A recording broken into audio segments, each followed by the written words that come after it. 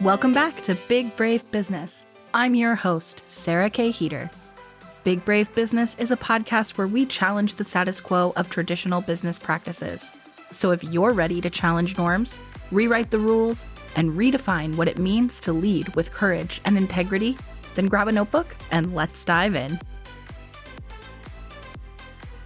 Welcome back to Big Brave Business. I am here with another friend/client. I feel like this is going to become a pattern. So if you listen to the show regularly, thank you for being here. And you're going to notice this pattern that like, this is a stranger I met on Threads, or this is a friend/client who I've been working with for 6+ months. So Carly Patryluk is my guest today. She is the owner of House of Paws Pet Boutique in Regina, Saskatchewan, where she has a bona fide talent for marketing her store and creating lasting relationships with her customers. Despite opening a very different breed of pet store just before the pandemic, Carly's ability to think outside the litter box and unleash her creativity helped her business grow to a whopping $60K per month in sales in just 2 years. With a strong team in place, Carly now has the freedom to focus on her business rather than working in the business. So she says, join her as she shares her insights on how to fetch success in any industry and learn how to be the top dog of your business. I just love your puns. And that's something that like comes up all the time on your podcast too. But anyway, thank you, Carly, for being here. Oh, well, thank you for having me. I'm very excited. So we are chatting today about team, and this will be so interesting to see where this goes, because we were just talking before we hit record and I was like, this is ridiculous, we need to just hit record. Yeah. So our original intention was to talk about kind of recruiting and hiring, and what we were just talking about is actually managing team. And I think all in all, where I really think this conversation is focused on is we both have experience with management and leadership and training and whatnot in the corporate world before we started in our entrepreneurial endeavors. And we learned a lot of lessons about both how it's always worked, how it is really effective, what we can take from corporate, but also what we want to do our own way when it comes to building and investing in our team. So I feel like that's kind of the theme for this. But when you floated this topic, what were you thinking? Like, why, what direction were you hoping? Why do you feel like this is important? Well, you know what? Like, it's funny when you talk about the difference in our corporate world, you learn tons from the corporate world, and lots of that can be applied to your own business when you become that entrepreneur. I have said this since day one. In my corporate world, I spent over 15 years training adults. So whether I was training technology or I was training soft skills, that was my piece of the pie in the corporation that I worked for. And I don't mean to sound conceited, but I was really good at looking after my piece of the pie. And when I opened my own business, that is the thing that I am the worst at, is training my people. And I believe, Interesting. right? I think I figured out why. It's because I no longer have to look after a piece of the pie. I have to look after the entire bakery, and I don't know how to bake. So that's part of the problem. But I think the other part is because I understand adult education so well after doing it for so long and really wanting to be good at it, I understand the amount of time that is required in order to make effective adult learning. And I know I don't have that kind of time as a business owner because Mm-hmm. I'm managing the bakery, right? Like I'm looking after everything else. So what falls off my plate is the thing that I think, well, I could just do that a different way because I already know how to do that. But that doesn't always necessarily happen. So I'm trying to get better at being good at the thing that I was once really, really good at in my own business. Yeah, that's such an interesting point. It's almost like you need to hire, in order to be good at, really effective at training your people, you would need to hire you to Yeah, oversee the training. And yeah, I mean, but you already have a job. I kind of do. I was thinking about that too. Even like take it out of business, take it to my house. My house right now is it looks like a bomb went off. I've got stacks of mail over here and I've got things piled up over there. And every day I'm like, I'll get to that tomorrow. I'll get to that tomorrow. And the other day I was thinking if I could just take 2 weeks vacation, I literally could like do some things and then clean my house. And I would have a couple days to clean but you don't really have that opportunity because even if you're not working You're working when you own Yes, your own business. yes, and if you're going to take a vacation. Like, Right? I don't wanna take vacation to clean my yeah, house. that's not a vacation. Okay, that's a whole other podcast topic. Well, you'll have to come back for that one. Yeah. So what I think is interesting too, because you said that there's so much about kind of what you know works in corporate or what you learned through your corporate role that does apply to entrepreneurship, but also it works in reverse. I think some of the things that we've kind of found that work for us or that we've come up with that can work outside of the box could also happen in corporate. There's not Mhm. necessarily a reason why it doesn't, except that well, I mean, in my opinion, I think the reasons why are either bloat, that there's so many layers of bureaucracy depending on how big the company is, Yep. and then also it's just how things have always been done. But I'm curious if you feel like do you feel like that identifies the obstacles? Are there other obstacles to like having outside the box hiring in a corporate environment? You know what? Okay, when I was in the corporate world and I would question, "Why do we do it this way?" And the response coming back was, "Because we always have done it this way." Mhm. Hated that answer Mhm. so much. I hated it because I was like, "If we can do it better, who cares if we've done it like this for 60 years? Mhm. Like, Mhm. why aren't we looking for those opportunities to improve?" Um, and you're absolutely right. You call it bloat, I call it a big ship. And I saw that in COVID, and that's kind of when COVID happened, the advantage that small business owners had was we had a small ship, and it Mhm. was much easier to turn a small ship and Mhm. pivot, right, than a great big ginormous ship that it's a big ship to turn, and we have the ability, like, I literally during COVID, I would come up with an idea walking out of my house, and I would walk into my garage, jump in my truck, and brainstorm the entire idea, and by the time I got to my store, I would implement. Like, that's how quick change can happen in a small business. Totally. So, when it comes to hiring, how many layers of we've always done it this way and departments and decision makers would you have to go through in a corporate world to change how they hire? In House of Paws, when we were hiring, we changed the way that we hire. I'm going to say almost 3 years ago. We've been around for 5 years. This is our fifth year this year. And it was Oh, about, twins. yeah, we're twinsies. um, it was about 3 years ago, and we were trying to hire. And I probably, I mean, I just did it the way they do it in corporate, right? Because that's what I knew for 25 years. And after my 15th bust of an interview, because it was a bust, all 15 of them, Mm. I looked at my store manager and I'm like, apparently I am not good at picking people on paper because this is ridiculous. And I had wasted at that time, I had wasted 15 hours because though it wasn't an hour long interview, I always allotted an hour for each interview. So I would have enough time to, like, I didn't want to rush anybody. And then I would have enough time to move on to the next interview. And I finally said to my store manager, I'm like, we're done. We're not doing it like this anymore. This is ineffective. We are wasting time. I'm getting frustrated. We're doing it different. And so we came up with our open house hiring structure. And it has been so effective for us and such a time saver. It's going to sound like a very long process if you want me to explain it to you. Yeah. But yeah, it's so what we do is we still post a position the same way that everybody else does. So we throw it up on Indeed or whatever job board you want to put it out. And then anybody who applies, minus anybody with like severe red flags that are Yeah, yeah. waving in our face, everybody gets invited to our open house. So before we post the position, we usually let it run for a month. And then we say, like, at the end of the month on this Sunday afternoon at 12 o'clock, we're doing our open house from noon till 1. So anybody who applies, minus the red flag dudes, gets an invite to the open house. When they come to the open house, we're looking for a couple things: who shows up, who shows up on time, and who's engaged in the conversation, and who can follow directions. Because what we do is when they get there, everybody gets a little clipboard and there's a worksheet on there because we do a bit of an interactive activity with them.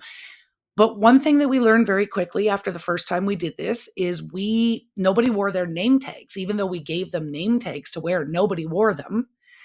And so what we do now is we set up a selfie station with some of our really cute dog toys, and we tell them, go take a selfie at the selfie station with the toy that you think is the cutest, and then text it to this phone number with your name as you applied to the job, right? So we go, oh, this was Sarah, and Sarah was in the pink shirt, and she posed with the purple dinosaur in our selfie, and then we know who Sarah is. And my whole team is there when we do this. So we do a bit of an interactive activity, and then we kind of go through who we are, why we're different, what we do, what our focus is, availability requirements, that kind of stuff. And it's totally informal. They can ask questions whenever they want to. And of course, we address any of the questions that they have. And that takes an hour. And then as a team, we go through and we're like, okay, we like the girl in the pink shirt. We like the guy in the blue sweater. And we like the other girl, like she's kind of our backup and she had the white glasses or whatever. And then we look through the selfies. We make sure that we have the right names. And that's kind of phase one of our open house. The next phase is we do a Zoom interview with them. And we kind of have like 5 gatekeeper questions. If they get past those gatekeeper questions, they move on to the actual like competency based questions that we ask. And one thing that we ask everybody to do, because we love hosting events at House of Paws, is we ask them to come up with an idea of an event, a pet inspired event that would attract new customers to our store. They don't have to document it or anything, but we do ask that they come prepared with an idea. So then we do our Zoom interview. And if they successfully pass that, then we invite them into the store for what we call a cultural assessment. And they spend half a day with us. We give them a House of Paws t-shirt and a $50 Visa gift card. And we get a chance to see, like, do they fit in with the team? Are they willing to, lend a hand? Or are they or are they completely disengaged in the store, afraid of dogs? Maybe they don't want to clean up an accident. And they get a chance to see, like, is this a place I'd even want to work? And Yeah. if they're successful from that, then they get offered the position. So it sounds very extensive and a long interview process for a retail store. But because we are such a different breed of pet store, we are very, very, very, very focused on nutrition. And I need anybody who comes onto my team to have that same passion to want to improve and extend the lives of animals the same as I do.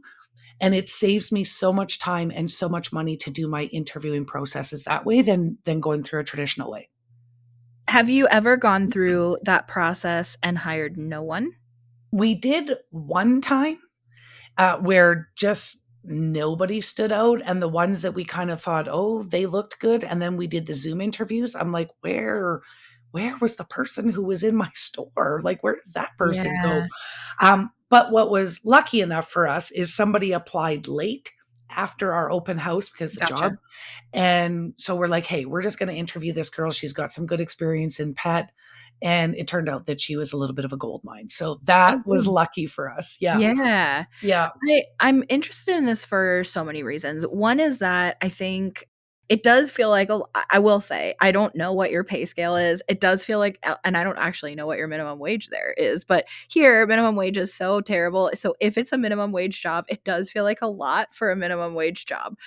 But the other thing that I was going to say is I like this because the idea of this open house concept, I feel like so often when people show up to an interview, they're not really them. And that's kind of true with resumes too. And so when you said, like, oh, I'm not good at picking people on paper, I can really, really empathize because I think, first of all, a lot of people suck at writing resumes, just Yeah. point blank. Yeah. And then secondly, even if you're really good at writing resumes or you hired somebody, so you have a really great resume, it doesn't necessarily reflect how you're going to show up. Actually, it doesn't reflect how you're going to show up at all, like No. literally at all. So then the interview is the only chance normally in like a typical hiring process to get an idea of how someone's going to show up. And that's still not an accurate portrayal because, first of all, people get very, very nervous. Mm-hmm. The anxiety is so real. But secondly, they're showing up how they think they're supposed to show up for an Right. interview and not how they're actually going to show up at work. And that's something that, like, a couple of jobs ago when I was responsible for the kind of hiring process in a previous team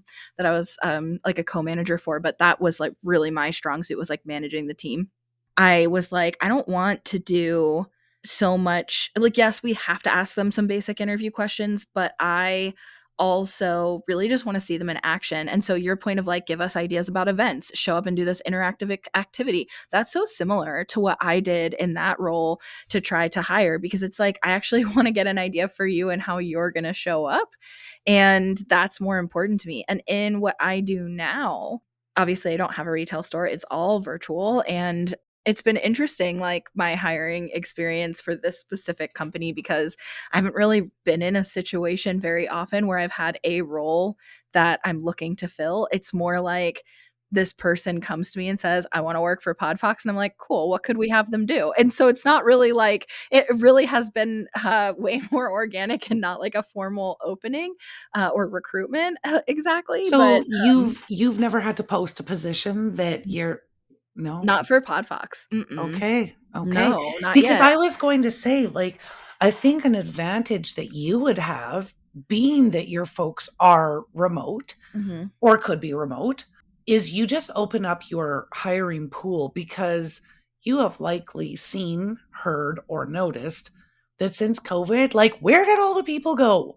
Like, the hiring pool is we're at the shallow end and it's dismal. I think the number of people who want to get a standard job is really minimal. I mean, I like nobody really wants that anymore. I heard a Nope. statistic and I don't have a source for this, which I just said that recording an episode earlier today. So that's also going to become a pattern on this show.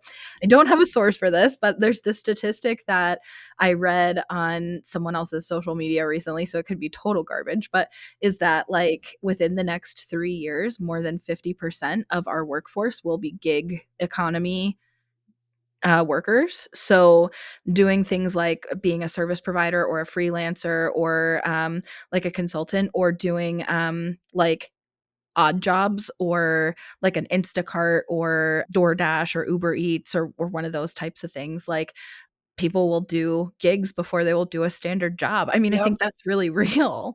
I think you're right because you get to set your own hours. Like when you're doing every Uber driver I've ever had, right? I jump in, I'm like, how long you been doing Uber? And 6 months, 3 years, whatever it is. You like it? Oh yeah. What do you like most about it? I always ask them that. And almost all of them always reply that they get to set their own hours. Yeah. Nobody wants to go punch a clock anymore. Which unfortunately is what you're asking them to do. And like, I know. I also have an advantage with this role that the work that my team members are responsible for, they can do flexibly. So it's like it might have a deadline, but I don't care if you do it at 2 in the morning or Two at in the 7 in the afternoon. morning, Yep. or yeah, it literally doesn't matter. You can really set that to be whatever works for you, and you don't have the same advantage because somebody has to be covering business hours. Like Yep. you have to be open business hours because your customers need to be able to shop like that has to exist. Yeah, I think that's like an added layer of challenge for sure. I Yep. I think what I was going to say about this that's been interesting for me is so while I haven't had to do any kind of more traditional recruitment because I haven't had like an opening that I'm looking to fill, I more like either I approach someone specifically and I'm like, "Hey, I want you to do this job," or they come to me and say, "I want to work for Podfox. What can I do?" And I'm like, Mhm. "Okay, either I have nothing or, well, I could use someone to do this. How does that sound?"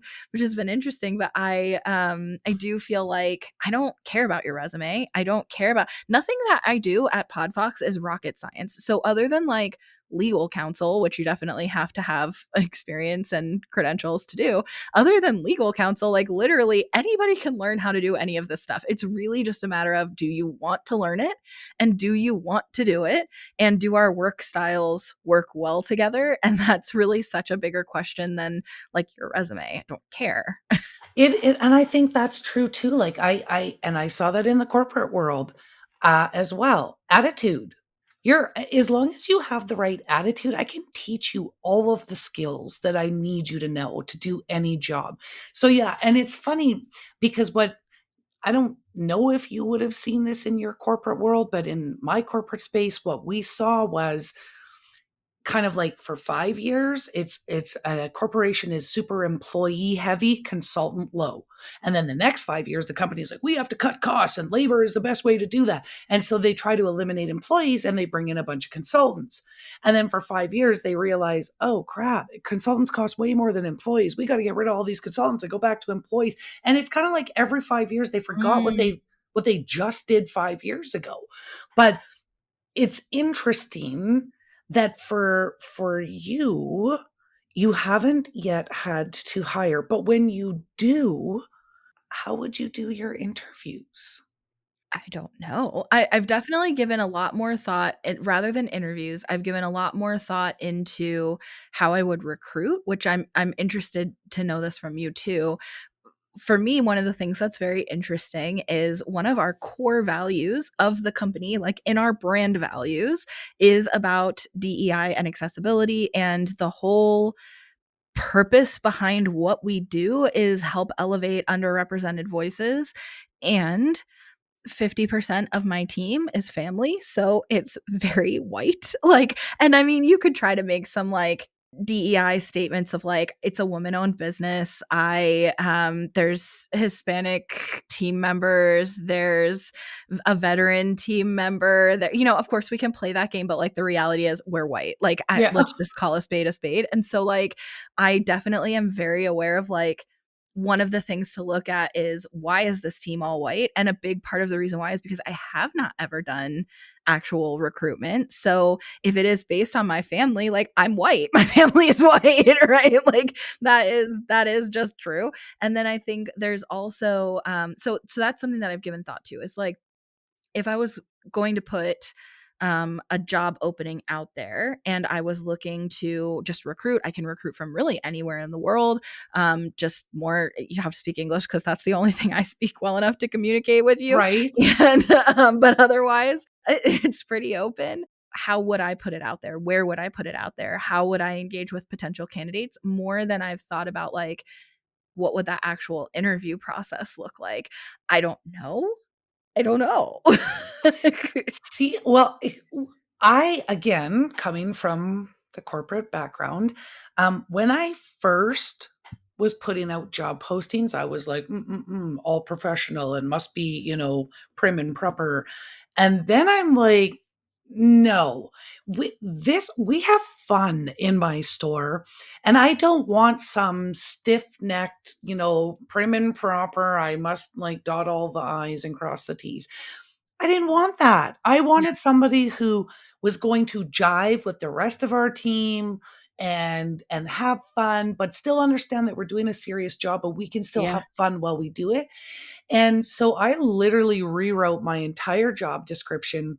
So the jobs that we post, it literally starts with, if you love to sleep in every weekend morning, spend all day on your phone and party all night, this is not the job for you. And then I'm like, we look for rock stars, and what rock stars do is rock stars. And then I just like listed all of the things that I'm looking for in that attitude more so than tangible skills, right? Like, Yeah, rock stars have a desire to want to learn all the time, and rock stars are passionate about this, and rock stars want it, like all the things that I'm looking for. My people need to be flexible. We do a lot of events, not all of them are during business hours. We are retail. So guess what? Weekends, just part of the gig. Like, and if you don't want to work weekends, or you're like, I'm looking for a Monday to Friday, 9 till 5, well, then go find a corporate job, because we're the anti-corporate, even though we have some corporate stuff. yeah, Yeah, but we're I think too, when you have a small team, it's so important that your team does kind of bond and get along and enjoy each other's company. And definitely. right, when you work in a big corporation and you don't like Bob in accounting, well, who cares? Because you only have to see him when you go get your paycheck or whatever. But No, but I do say all the time, one of the things about entrepreneurship that I really love versus corporate is that I spent most of my waking hours doing work I didn't care about with people I didn't like. yep, And that is totally different now. It's like flipping yep, that completely on its head. I focus on what's important with people I enjoy spending time with or the people who are most important to me. And then I build out from there, right? Like, yes. yeah. So, Yes. no, I hear you. Not liking people is like a big part of corporate. I remember the first kind of big corporation that I worked at. I was brand new to like corporate world, right? I had waitressed before that and I worked for family companies and whatever, or like my family's little companies. And so it was kind of the big first corporate job that I got on my own. And, every day I'm in there and walking down the hallways. I'm like, hello, good morning, hello. But nobody even made eye contact. Nobody said hello. Nobody said good morning. And so when I got my next corporate job at a big company, I was really scared that that's how corporations were. Like that nobody talks to you and everybody's mean and nobody wants to say Yeah. hello in the morning. And thankfully, it wasn't like that. But there's pockets. There's going to be those pockets of miserable corporate peeps in every Yeah. corporation. But now I'm curious, Sarah, what is the minimum wage in Arizona? 14.35. Yeah, so it's about the That's same close. as ours. Yeah, because ours is Yeah, it says the latest increase took effect on January 1st, 2024, and it will remain in effect until December 31st, 2024. So then we'll go up again. Like it is interesting. They've been doing this incremental. yeah, that's what they're doing here too. So it's $14 now, and October 1st it goes to 15. Mm, And that so you know what? I don't have a problem paying somebody 15 or 17 or $19 an hour when they know all of the things that I need them to know and they can do all of the things. Where I do have a problem, again, in a retail store, is I get a lot of young people applying and I'm their first job. mm, And then you want me to pay you $15 an hour when I have to babysit you for quite mhm. some time. I think that there should be I want everybody to make a living wage. Like, don't get me wrong on that. But I think that there should be a tiered system where Yeah. if you're a certain age, like you're 17 and have never had a job before, you probably shouldn't be making the same as a 28-year-old who has had multiple jobs, but just decided, you know what? I don't want to wait tables anymore. I want to extend the lives of pets. And they've got some work experience under their belt. Like, I think there should be some sort of a tiered approach. Or even a tier of, you get hired in at this for training, and when you meet this benchmark, then you'll go up to this. When you meet this benchmark, you'll go up to this. And whether that's the amount of time you've been there, because I do think that's fine. But I also think it doesn't have to be only based on the amount of time you've been there. There could be other criteria that could demonstrate like certain competency levels or certain, Yep. because yeah, you're totally right. If I have to teach you how to have a job, in addition to teaching you the actual job, Yep. then yeah, that's going to take a lot more of my bandwidth and I'm getting a lot less value from you as an employee. But some people are very quick learners, and so sometimes you hire somebody that's 17 who has more competency and a faster learner and a better work ethic and a more interested in Yep. being there and a greater passion for like pet nutrition, etc., which is what Yep. you do. Than the 28-year-old who maybe is going through some stuff. They honestly just are trying to like tread water and their focus is not work right now and it may not ever be. And that is also totally valid and viable. But then that 17-year-old might suddenly become a more valuable team member from your perspective as the business owner. And it's true. Like, I think when I first opened, my 2 employees were 19 and 18, and they're amazing. I would take a bullet for them because they would have taken a bullet for me. Like, they were amazing. It was awful when they left, and I get it. Aw. They had to leave because they were going to school. Yeah. And at 18 and 19, you'd never know that they were 18 and 19 because I'm pretty sure I wasn't that mature at 18 and 19. Yeah. But they learned the stuff, they knew it inside and out. So age isn't necessarily the biggest deterrent. I was thinking like I have a Facebook group in Regina for business owners. It's called Boss. It's the business owner support system. So it kind of stemmed out of COVID as well, where you wanted to have conversations about what the heck do we do during COVID, but not in front of your customer. So I created this group. The one lady, like, she's a seasonal business. The business runs all year round, but her biggest time is during the warmer months in Saskatchewan, which are few and far between. But she hires summer students. They're 16 years old, never had a job. And she's like, and I have to pay them $15 an hour and they're here for 2 months. Yeah. And she's like, and I don't get work out of them. They don't have enough time to learn what they do, but we need all the people we can get in the summer. We need all hands on deck. So that's where I kind of thought when she talked about that, I'm like, there should be a tiered approach. And if you went back the next summer, hey, you've got 2 months under your belt and you learned a bunch of skills that you can apply to the next summer that you come and work for us. Yeah, So yeah. It's yeah. interesting. I'm reflecting more too on your question that you asked me of like, what would I do? And I think one of the things that I'm kind of hung up on is just this idea of a resume. And this is going to be so funny to anybody listening who's known me because I worked in career services for 4 years. And actually, I've been known as the resume lady since I was 18 years old. I had helped people with writing resumes, and I actually had like a side hustle for many years helping people with their resumes and with job applications and interview prep and things. And I would say I'm not interested in reviewing resumes for this. I think honestly it Oh, will just annoy me. It's just going to be pet peeves because I wrote resumes for so many years. And I think that's really not a measurement of who would be a good fit for my team.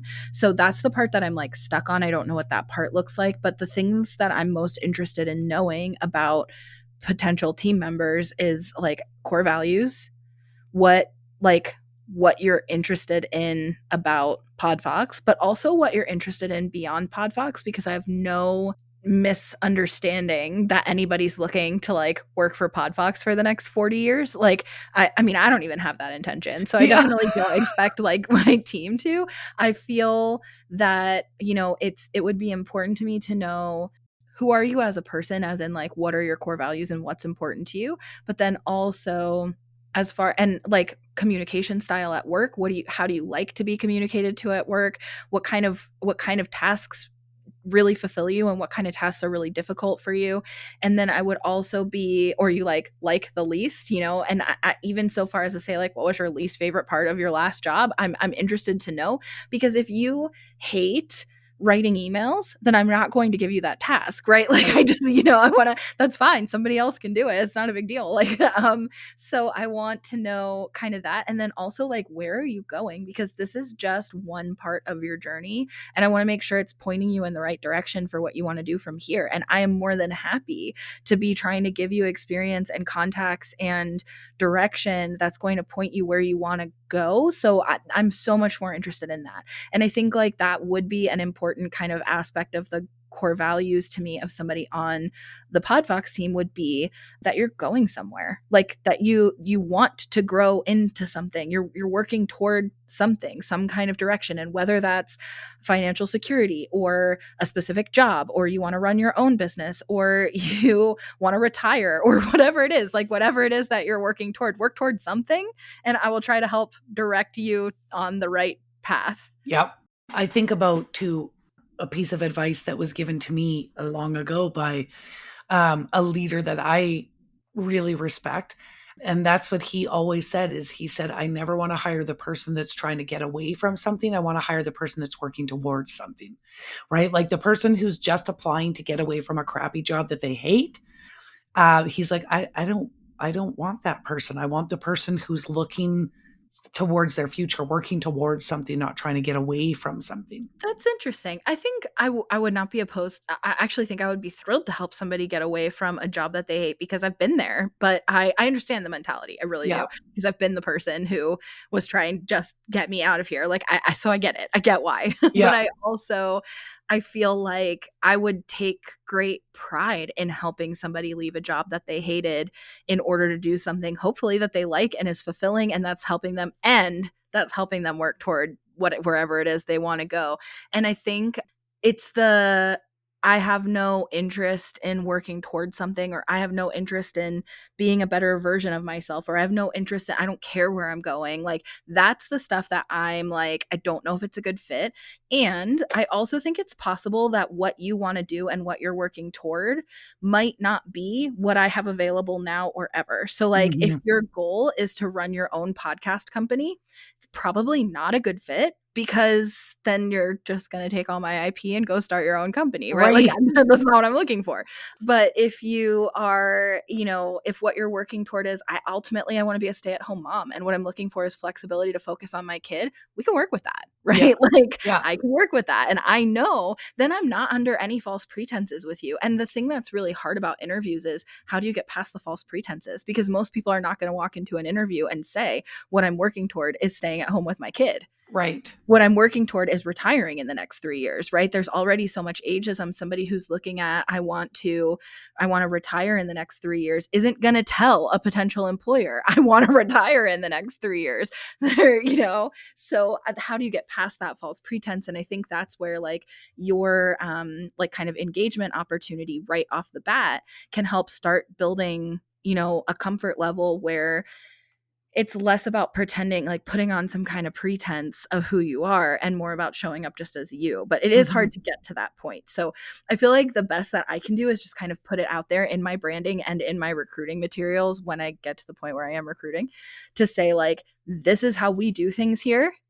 Here's some examples of some things that you might be on your way to. Like, what of your big life path, what does this section look like for you? What do you hope that it looks like for you? And if that aligns with what if we have overlap, like, hey, we're looking for somebody who's working towards that, then that's perfect, right? Then it's a good fit. But yeah, I feel like applying for jobs is such a game of like trying to be who you think your potential employer wants you to be and then convincing them that you're that person, whether it's true or not. Yeah. And that is not setting anyone up for success, the employer or the employee. Like No. everybody's miserable. So yeah. What other tips do you have, just so that we can, I have to play Sherry here, your co-host for your Ah, podcast, you and guys, be the time lady. I So know you always wanna stifle me.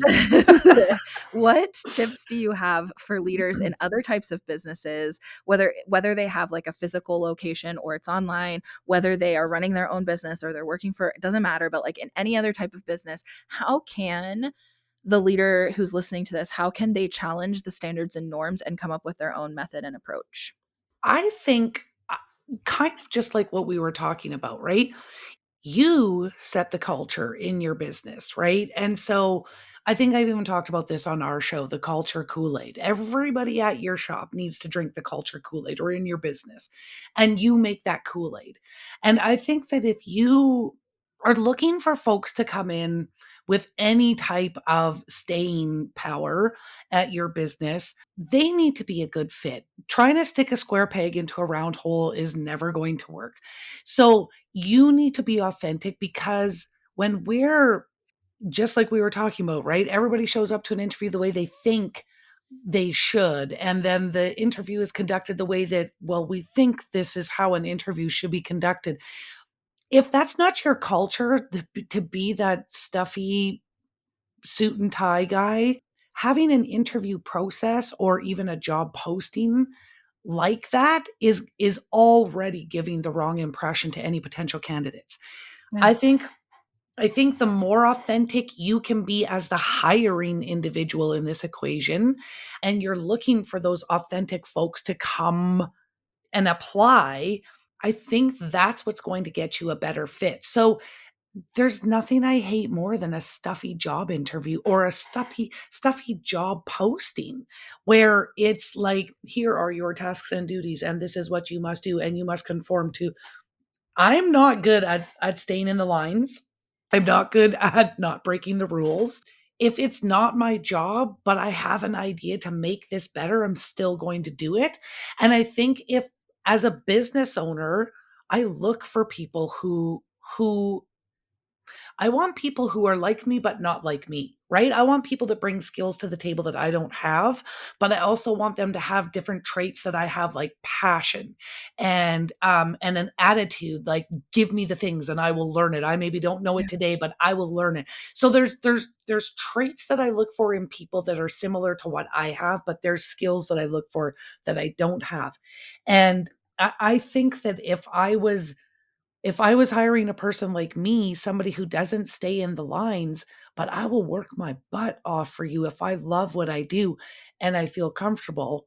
I think the biggest thing that we can do as employers is to be as authentic as possible. If you've got a fun place to work, like make your job posting fun, make your job descriptions fun, make the interview fun, make it different if you're Yeah. different.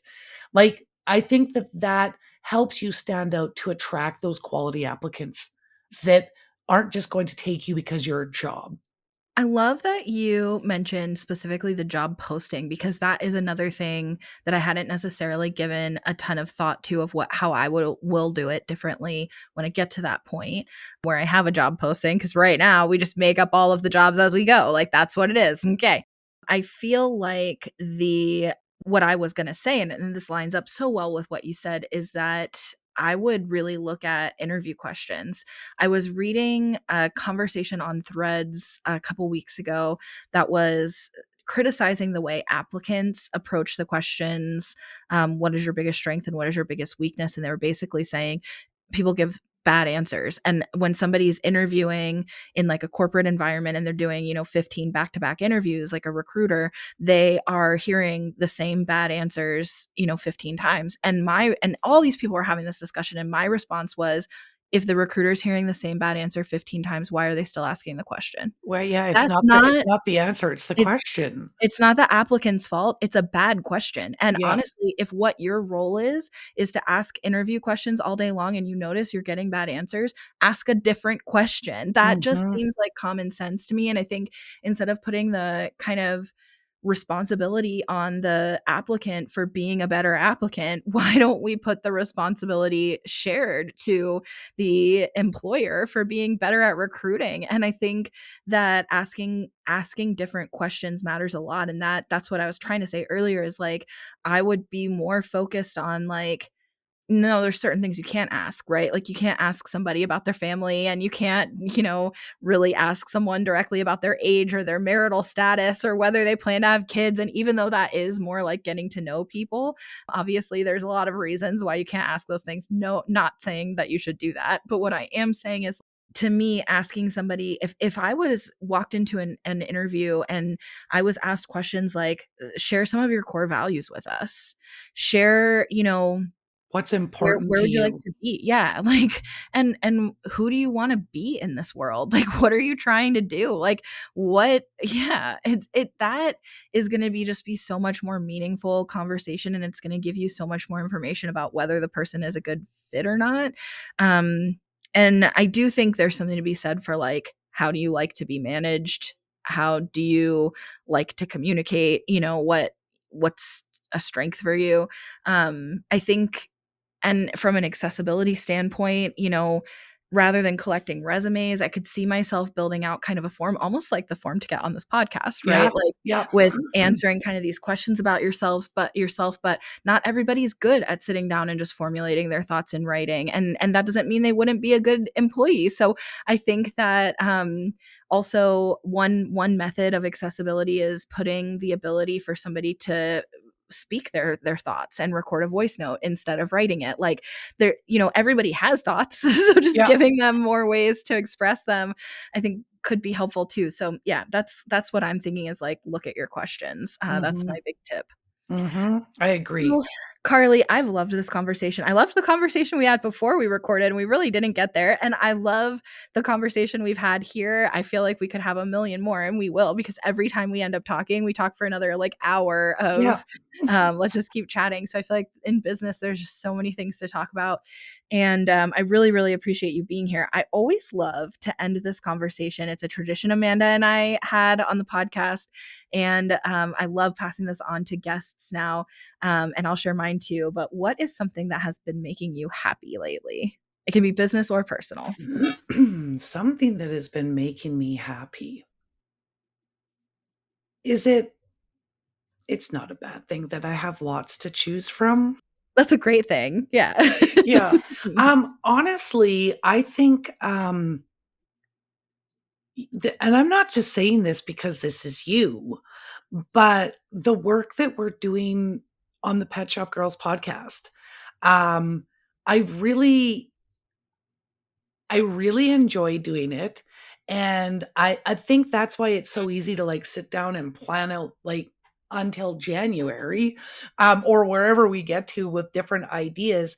It's just because now that I feel like we have a little bit of a rhythm going, it's easy to come up with more ways that we can help other business owners. So that's definitely on the business side of things, that makes me happy. Of course, on the personal side of things, my little 5-pound furry soulmate Zaner makes me happy. And we're taking off to Niagara for a little trip. I'm taking the little man with me. So that makes me happy too. What's making you happy? Yeah, that's gonna be great. I mean, like you said, I feel like I have a lot to choose from right now, which is wonderful. One thing that is making me happy right now is naps. And so this is both personal and professional because I always used to love naps in high school. And I used to come home from school and I would nap every day in high school, and it was my thing. I just loved it, and I was super productive. I was a straight A student, but I would come home and I was beat, and I would take a nap. And I kind of lost that in adulthood because it just didn't really fit into my schedule, and I just have had this feeling of um, it's a waste of time. Like that's an hour that I need, or an hour and a half, or 15 minutes, or whatever it is. Like I need that time to do XYZ. And recently I posted on Instagram that thankfully for me, the first time in my professional life, I was struggling with getting distracted. Like my brain had too many tabs open, and so did my computer. So I would like get distracted mid task by a different task. And then I really wasn't getting as much done as I needed to get done because everything was only half done. And I was spinning my wheels. And I thought, I have never had this before where I'm just getting distracted. And so I put it out there and I said, I know this is not a new problem. Lots of people have dealt with this. So if you have dealt with this, what is your best tip? And everybody said good sleep, good food, hydration, and getting outside in the sun. And I was like, okay, so what you're telling me is I'm burnt out. Like I didn't even put that together that would cause distraction. And I did notice when I reflected on it, like, wow, I really haven't been sleeping well. And because I haven't been sleeping well and I've been so busy and I've been working harder because I'm not getting things done as efficiently, I'm not eating well. And I'm like, oh, I see it. So the first thing I did after I read these responses on Instagram is I made myself a big 3-egg omelet with veggies. And then I took a nap, and it was amazing how productive I was afterwards. So now I've been trying to be really conscious of like, hey, when you are noticing this, take a nap.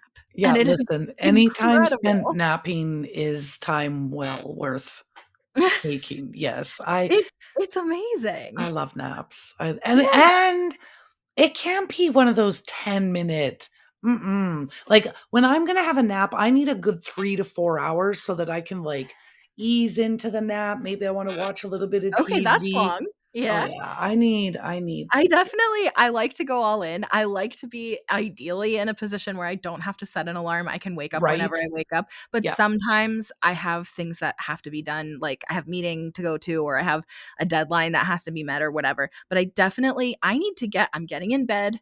I'm taking off the bra. Like we're going all in. This is a real nap, okay? This is not a quick couch 20-minute like, whew, got my wind back. Like, no, Oh, no. yeah, no, I'm, like, 3 hours on the couch. I don't even do the couch. I go up to bed. We're getting in bed. I want my pillows. I want my blankets. I want to be nice and cuddled up, but yeah, Yeah, the whole shebang. And yeah. then I feel so rejuvenated. So yeah, I've Mhm. been really into naps lately. Yeah, there's nothing wrong with a good nap, I'm That's a telling good you. one. Yeah. Oh, nothing. I mean, they nailed it in play school, and they should have kept that all throughout school, high school, college, and work. Nap time. 100%, like a siesta Yeah. in the middle of the Yeah. day. Yeah, that's what we're doing. Okay. Well, thank you so much for being here. I really, really, really appreciate you. And obviously, I love working with you. So it's been fun to get to know you. And yeah, I'm excited to have you back again in the future. We'll talk about more stuff. Yes, yes, we'll do that. Well, thank you so much for having me. I appreciate it. This was fun. Yay. I'll talk to you later. And to you listening, I'll see you next week.